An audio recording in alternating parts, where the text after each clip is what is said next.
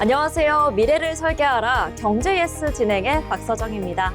오늘은 유예빈, 박소연 아나운서와 함께하겠습니다. 안녕하세요. 안녕하세요.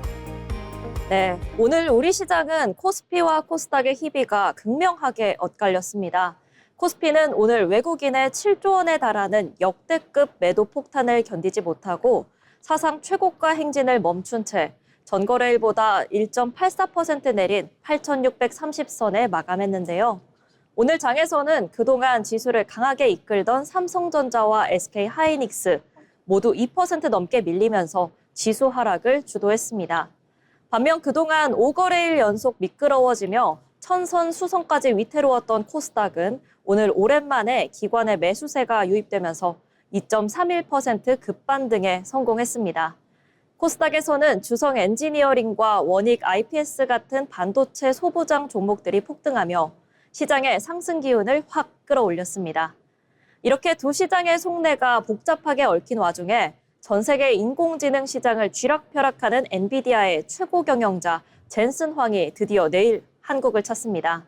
황 CEO가 대만 일정을 마치고 4일 늦은 오후 입국한다는 소식에 재계는 물론 여의도 증권가와 방송가까지 대한민국 전체가 벌써부터 젠슨 황 아리에 빠져든 모습인데요. 오늘의 엇갈린 장세가 단기 숨고르기에 그칠지 아니면 내일부터 시작될 대형 이벤트와 맞물려서 반도체주들이 다시 한번 지수를 강하게 끌고 가는 흐름을 만들어낼지 계속해서 지켜보겠습니다. 자, 그럼 먼저 간밤 뉴욕 증시부터 살펴보겠습니다. 유예빈 아나운서가 전해주시죠. 네, 먼저 미국과 이란 소식입니다. 지난밤 이란에 공습이 있었죠. 이란은 현지 시간 3일 쿠웨이트와 바레인을 향해 탄도미사일과 드론을 동원한 공격을 감행했습니다. 이 과정에서 쿠웨이트 국제공항이 타격을 받으면서 1명이 숨지고 60여 명이 다친 것으로 전해졌는데요. 이번 공격은 미국의 이란 원유 수출 차단 조치에 대한 보복으로 해석되고 있습니다. 앞서 미국이 제재 대상 선박과 함께 이란 시설을 타격하자 이란이 이에 대응하며 영내 미군 관련 시설을 겨냥한 것으로 보이는데요. 이렇게 양측은 공식적으로는 휴전을 원하고 있지만 실제 현장에서는 제한적인 충돌이 이어지고 있는 상황입니다.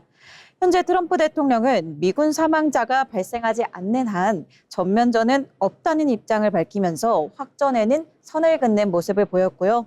다만 핵 협상은 여전히 입장차를 좁히지 못한 채 뚜렷한 진전을 보이지는 못하고 있습니다. 다음으로는 미국 기준금리와 물가 관련 소식이 준비되어 있습니다. 미군 연방준비제도죠. 페드의 핵심 인사인 존 윌리엄스 총재가 최근 인플레이션 위험이 더욱더 커지고 있다고 밝혔습니다. 윌리엄스 총재는 현지 시간 3일 인터뷰에서 이란 전쟁 여파로 인해서 에너지 가격이 상승하고 또 물가의 상방 위험이 이전보다 커졌다고 밝혔습니다. 다만 미국 경제는 여전히 견조한 성장세를 이어가고 있고요. 노동시장도 안정적인 만큼 현재 기준금리 수준은 적절하다고 평가했습니다. 한편 스콧 베선트 미국 재무장관은 물가 상승에 대한 우려를 다소 진정시키는 발언을 내세웠는데요. 베선트 장관은 상원 재무위원회 청문회에 출석하면서 최근 인플레이션은 에너지 가격 상승으로 인한 일시적인 현상이라고 밝혔습니다. 또 시간이 지나면 물가는 다시 안정될 것이라고 말했는데요. 실제로 미국에서는 전쟁 이후에 휘발유와 디젤 가격이 크게 오르면서 소비자 부담이 꽤 커진 상황입니다. 그럼에도 베선트 장관은 현재의 물가 상승은 장기적인 문제가 아니라 단기적인 충격에 가깝다고 평가했습니다. 마지막 소식입니다. 미국 반도체 기업 브로드컴이 AI 반도체 성장 기대감에 못 미치는 전망을 내놓으면서 시장의 아쉬움을 받고 있습니다. 브로드컴은 현지 시간 3일 3분기 AI 칩 매출을 약 160억 달러로 제시했는데요. 이는 시장 예상치인 170억 달러를 밑도는 수준이었습니다. 또 연간 AI 반도체 매출 전망 역시 기존 560억 달러를 유지하면서 상향 기대감을 충족시키지는 못했습니다. 이 영향으로 전날 밤 브로드컴 주가는 무려 10% 넘게 급락했는데요. 결국 이렇게 AI 반도체 시장에서도 이제는 성장 자체보다는 얼마나 더 빠르게 성장하느냐가 더 중요해진 모습입니다. 오늘 밤 시장 흐름도 계속해서 신중하게 지켜봐야겠습니다. 지금까지 미증시 전해드렸습니다. 네, 이처럼 중동에서 터진 미사일 공습이 미국의 물가를 자극하고 여기에 잘 나가던 AI 반도체 기업의 실적까지 주춤하면서 글로벌 시장이 크게 출렁이고 있습니다. 전쟁 때문에 기름값은 오르는데 시장을 이끌던 기술주마저 기대에 못 미치다 보니 정치적 갈등과 돈의 흐름이 그야말로 꽁꽁 얽혀버린 모습인데요. 한치 앞을 알 수 없는 안개 속의 전세 속에서 이번 악재들이 앞으로 우리 증시와 세계 경제에 또 어떤 도미노 현상을 몰고 올지 긴장감 있게 지켜봐야겠습니다. 이어서 우리 시장에서 주목해 볼 만한 뉴스들도 체크해 보도록 하겠습니다. 박소연 아나운서 어떤 소식 준비하셨을까요? 네, 국내 뉴스 브리핑입니다. 첫 번째 소식입니다. 경제협력개발기구 OECD가 올해 우리나라 경제 성장률 전망치를 큰 폭으로 높여 잡았습니다. 반도체 수출 호조와 정부의 확장 재정 정책이 성장세를 이끌 것으로 내다봤는데요. OECD는 올해 한국의 실질 경제 성장률 전망치를 기존 1.7%에서 2.6%로 상향 조정했습니다. 이는 주요 20개국 가운데 가장 큰 폭의 상향 조정인데요. 전망이 현실화될 경우 우리나라 성장률은 2020년 이후 4년 만에 미국을 웃돌게 됩니다. 특히 메모리 반도체 가격 상승과 수출 확대가 성장과 설비 투자를 견인하고 있다고 평가했습니다. 여기에 정부의 재정 지원 정책도 소비 회복에 힘을 보탤 것으로 전망했는데요. 다만 중동 전쟁 장기화와 에너지 가격 상승은 주요 위험 요인으로 꼽았습니다. 에너지 가격이 높은 수준을 유지할 경우 생산비 부담이 커지고 공급 차질로 이어질 수 있다는 우려도 함께 제기됐습니다. 두 번째 뉴스입니다. 최근 물가 상승세가 다시 가팔라지면서 가계와 기업이 체감하는 실질 기준금리가 3년 2개월 만에 가장 낮은 수준으로 떨어졌습니다. 실질 기준금리는 기준금리에서 소비자 물가 상승률을 뺀 수치인데요. 지난 5월 소비자 물가 상승률이 3.1%를 기록하면서 실질 기준금리는 연 마이너스 0.6%까지 하락했습니다. 이는 러시아 우크라이나 전쟁 여파로 물가가 급등했던 2023년 이후 가장 낮은 수준입니다. 중동 전쟁 영향으로 석유류 가격이 크게 오르면서 물가 상승 압력이 확대된 것으로 보입니다. 실질 금리가 낮아지면 대출 부담이 상대적으로 줄어들어 가계와 기업 차입 수요가 늘어날 수 있는데요. 늘어난 자금이 부동산이나 주식시장으로 유입될 경우 자산시장 과열 우려도 커질 수 있습니다. 물가 상승 압력이 계속될 경우 한국은행의 추가 금리 인상 가능성도 제기되고 있습니다. 마지막 소식입니다. 국제 석유와 천연가스 가격이 큰 폭으로 올랐지만 지난달 소비자 물가 통계상 전기료는 오히려 하락한 것으로 나타났습니다. 지난 5월 전기료는 1년 전보다 0.4% 낮아졌는데요. 같은 기간 국제 액화 천연가스 가격이 50% 넘게 상승한 것과는 대조적인 모습입니다. 이는 국제 가스 가격 상승분이 국내 전기요금에 즉시 반영되지 않기 때문입니다. 통상 전기요금에는 연료비 변동이 수개월의 시차를 두고 반영되는데요. 또 정부가 전력산업기반기금 부담금을 낮춘 데다 봄철 전력 사용량 감소도 영향을 준 것으로 분석됩니다. 다만 발전업계에서는 최근 급등한 국제 가스 가격이 여름철 냉방 수요 증가와 맞물릴 경우 향후 전기요금 인상 압력으로 이어질 수 있다고 보고 있습니다. 지금까지 국내 뉴스 브리핑이었습니다. 이처럼 국내 증시는 OECD의 성장률 상향이라는 호재와 물가 상승에 따른 추가 금리 인상 우려라는 악재가 팽팽하게 맞물려 있습니다. 내일장의 흐름 잘 살펴보시고 내일 투자에는 리스크 관리 최우선으로 두고 신중하게 대응하셔야겠습니다. 아울러 본 방송에서 제공하는 정보는 투자 판단에 대한 조언일 뿐 해당 종목의 가치의 상승 또는 하락을 보장하지 않습니다.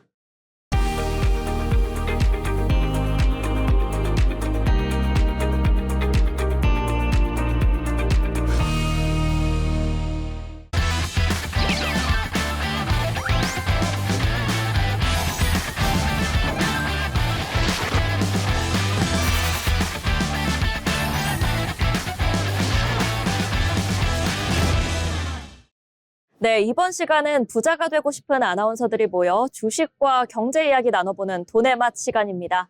먼저 국내 증시 마감 상황부터 알아보겠습니다. 김아림 아나운서 전해주시죠. 6월 4일 국내 증시 마감 시황입니다. 오늘 국내 증시는 코스피와 코스닥의 흐름이 엇갈렸습니다. 코스피 지수는 하락한 반면 코스닥 지수는 상승 마감했는데요. 그동안 가파르게 올랐던 반도체주, 그리고 AI 관련주의 차익 실현 매물이 나오며 코스피의 부담으로 작용했습니다. 여기에 유가증권 시장에서 19거래일 연속 이어진 외국인의 매도세와 또 간밤 이란 측이 쿠웨이트 봉쇄에 나섰다는 소식이 전해지며 원달러 환율이 달러당 1,500원 안팎에 거래된 점도 투자 심리를 위축시켰습니다.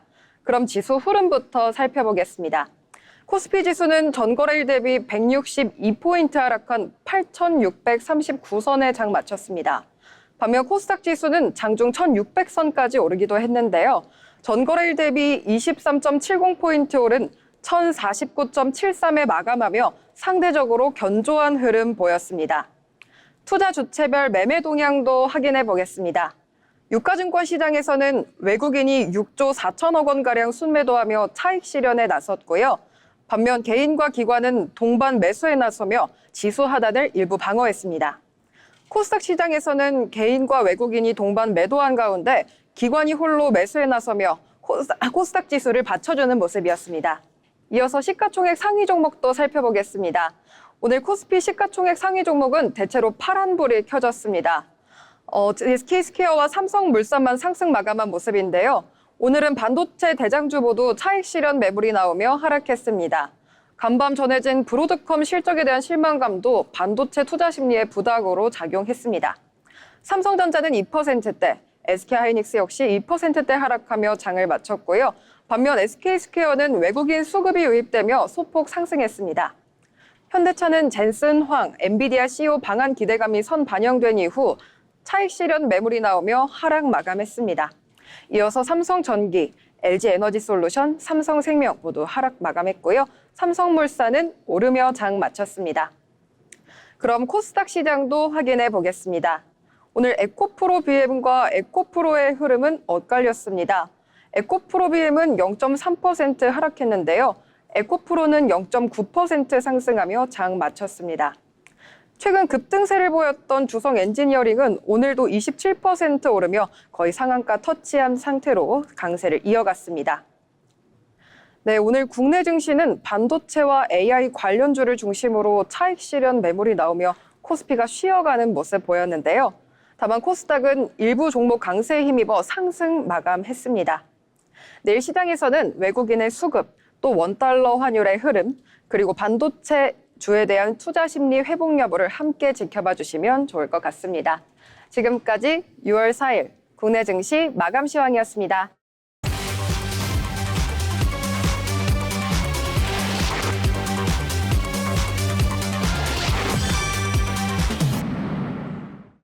오늘 시장은 장중 내내 숨가쁜 롤러코스터를 탔습니다. 코스피는 오늘 장중 9,000선 돌파를 눈앞에 뒀지만 고점 부담에 따른 차익 실현 매물이 쏟아지면서 큰 변동성을 나타냈는데요. 반면 그동안 주춤했던 코스닥은 오늘 오랜만에 반등에 성공하며 코스피와는 또 다른 활력을 보여줬습니다. 시장은 당분간 외국인 수급의 방향성과 함께 코스피가 과연 마디 지수인 9,000선에 안착할 수 있을지를 가장 주목할 것으로 보입니다. 그럼 오늘 장에서 어떤 종목들이 주목받았는지도 살펴봐야겠죠. 먼저 유혜빈 아나운서, 어떤 종목일까요? 네, 먼저 오늘 특징주로 신세계 살펴보겠습니다. 신세계가 오늘 장중 강한 상승 흐름 보이면서 신고가를 경신했습니다. 이번 상승의 배경에는 자산 가격 상승에 따른 소비 확대 기대감, 이른바 부의 효과가 자리하고 있는데요. 최근 국내 증시가 강세를 보였었죠. 그러면서 명품과 고가 주얼리 등 이렇게 백화점 핵심 카테고리 매출 증가 기대감이 커지고 있었는데요.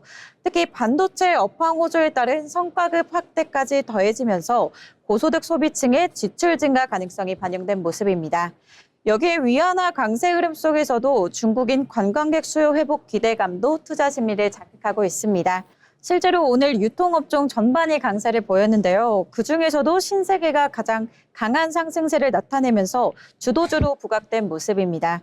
결국 소비 회복 기대감과 함께 외국인 수요 확대 가능성이 맞물리면서 주가가 크게 반응한 건데요.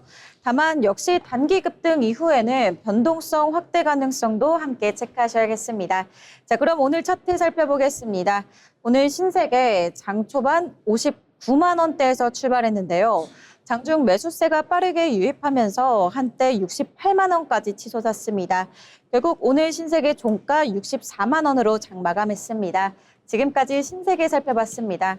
네, 첫 번째 특징주 알아봤고요. 다음으로 소개해드릴 특징주는 동우 팜투 테이블인데요.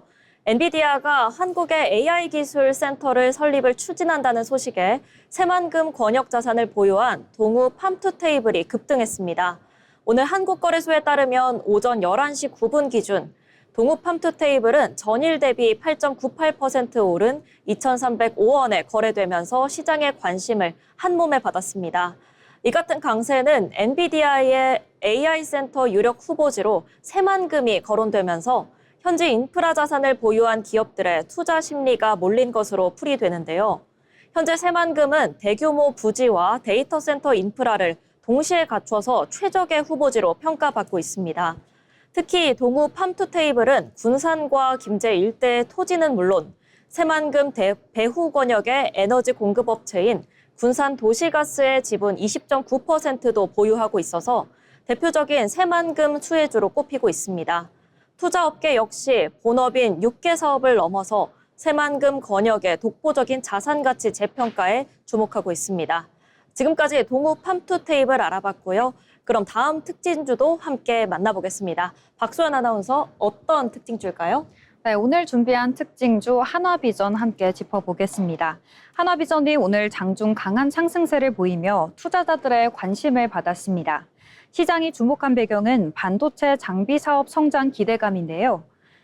자회사 한화세미텍이 HBM 생산에 사용되는 TC 본더 사업을 확대하고 있다는 점이 긍정적으로 평가받고 있습니다.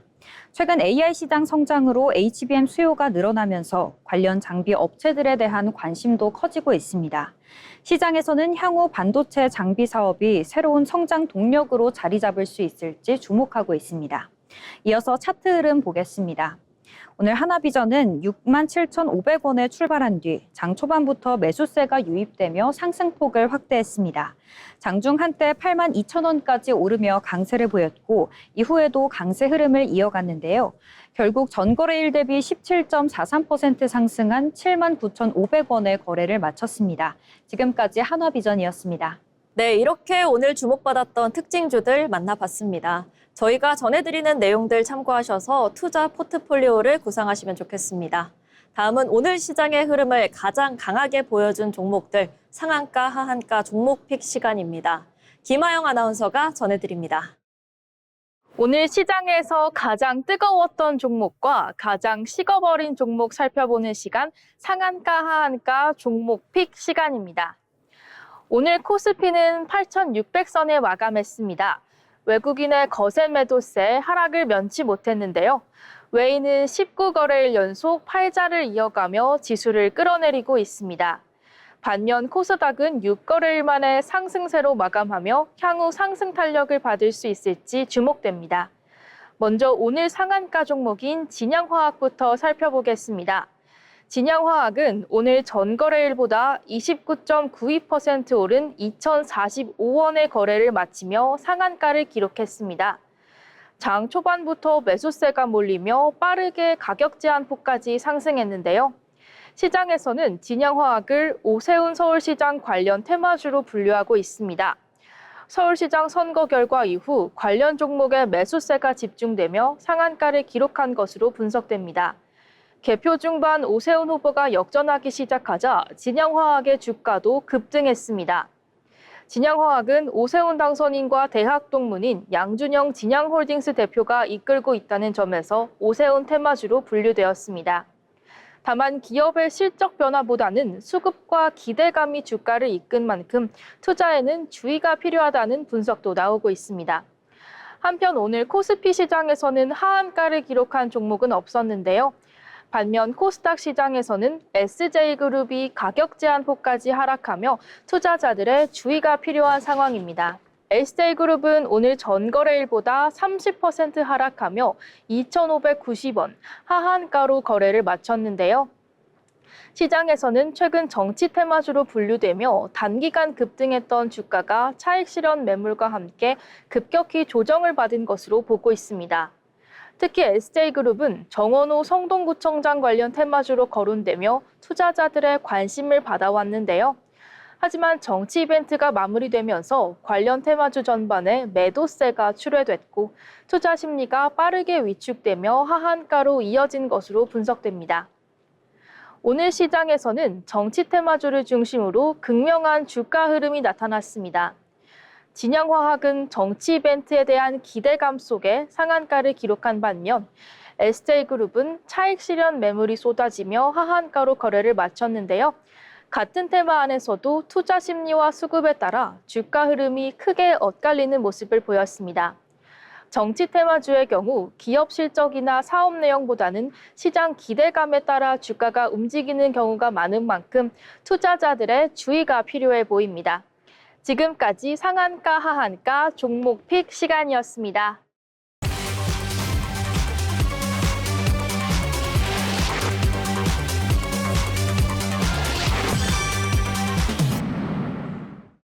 계속해서 증권사에서 발간한 리포트를 알기 쉽게 전해드리는 투자 리포트 시간입니다. 노하늘 아나운서가 전해드립니다. 어려운 투자 리포트를 쉽고 핵심만 콕 짚어주는 시간, 투자 리포트입니다. 오늘 우리가 함께 볼 투자 리포트는 하나증권에서 발간한 제약바이오 산업 분석 리포트입니다. 지난 1분기만 해도 제약바이오 시장은 여러 악재로 다소 무거운 흐름을 보였는데요. 최근 증권가는 2분기에 접어들며 글로벌 빅딜과 압도적인 임상 데이터 등 이른바 호재 마일리지가 쌓이고 있다는 분석이 늘고 있습니다. 시장이 왜 지금 제약바이오 섹터를 다시 바라보고 있는지 핵심 포인트를 한번 살펴보겠습니다. 가장 먼저 주목할 부분은 시장의 예상을 뛰어넘는 글로벌 기술 이전, 즉 빅딜의 성사입니다. 그 중심에는 대한민국 대표 제약사 한미약품이 있는데요. 한미약품은 6월 1일 글로벌 대형 제약사 일라이 릴리를 상대로 희귀질환인 단장지구근 치료제 소네페글루타이드를 총 1조 9천억 원 규모로 기술 이전하는 쾌거를 달성했습니다. 특히 반환 의무가 없는 선급금 비중이 약 6%인 1,130억 원에 달해 매우 유의미한 계약 구조라는 평가입니다. 시장에서 미처 가치를 반영하지 않았던 파이프라인에서 터져나온 깜짝 서프라이즈 결과인데요. 여기에 같은 날 오스코텍 역시 미국 아지오스에 9,600억 원 규모의 기술 이전 계약을 체결하며 바이오 강국의 면모를 확실히 증명했습니다. 두 번째 투자 포인트는 세계적인 학회에서 검증받은 독보적인 R&D 데이터의 힘입니다. 최근 유럽 간학회에서 가장 큰 주목을 받은 기업은 D&D 파마텍입니다. D&D 파마텍은 대사 이상 관련 지방 간염 치료제 DD01의 임상 이상 48주 생검 결과를 발표했는데요. 간지방 30% 이상 감소율이 64%, 대사 이상 관련 지방 간염 개선 효능이 57.2%에 달해 기존 빅파마의 수조 원대 기술 이전이 된 경쟁 약물들을 뛰어넘는 압도적인 수치를 확인했습니다. 빅파마 향 추가 기술 이전 기대감이 최고조에 달한 배경입니다. 이 외에도 올릭스가 글로벌 뷰티 기업 로레알 계열 VC 등으로부터 1,100억 원 규모의 유상증자 투자를 유치하며 대형 협력에 대한 기대감을 높이고 있습니다. 그렇다면 투자자들의 실제 전략은 어떻게 가져가야 될까요? 흥미롭게도 최근 한미약품과 오스코텍의 대형 기술 이전 성과와 긍정적인 기술 R&D 발표에도 불구하고 시장 전체의 분위기 탓에 주가는 발표 전 수준에 머물러 있는 과도한 저평가 구간입니다. 하나증권은 오히려 지금이 매수 적기라며 섹터 분위기가 회복될 때 확실한 성과를 보여준 기업들이 가장 먼저 튈 것으로 분석했습니다. 이에 따라 6월 코스피 토픽으로 기술 이전 가치가 아직 주가에 반영되지 않은 한미약품을 제시했고, 코스닥에서는 역대급 데이터를 증명한 D&D 파마텍과 로레알이 선택한 올릭스를 강력 추천했습니다. 특히 한미약품은 하반기에 추가 기술 이전 모멘텀과 비만 치료제 출시를 앞두고 있어 더욱더 기대감이 높습니다. 이번 제약바이오 리포트의 핵심은 명확합니다. 1분기에 부진을 딛고 2분기 들어 일라이 릴리를 상대로 1조 9천억 원의 빅딜과 세계 최고 수준의 메시 임상 데이터 등 진짜 숫자가 나오는 압도적인 호재가 확인됐습니다. 시장의 오해와 일시적인 심체로 성과 대비 주가가 가지 못한 지금을 확실한 파이프라인을 가진 대형 제약 바이오주를 선점할 기회로 삼아야겠습니다. 지금까지 어려운 투자 리포트를 쉽게 풀어드리는 투자 리포트 시간이었습니다.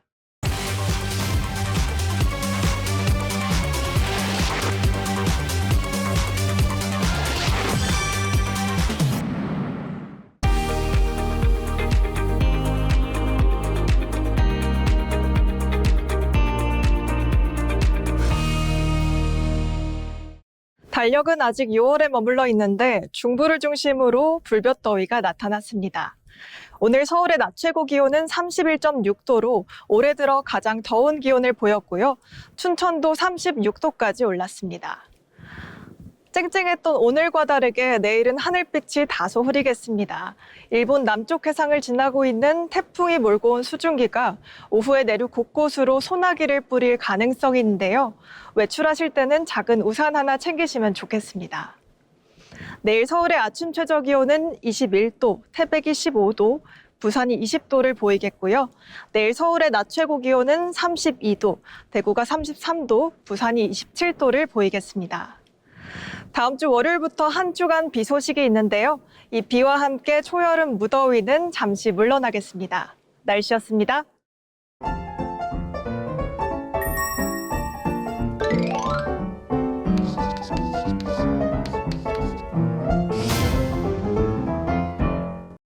오늘 방송 벌써 마칠 시간이 다가왔는데요.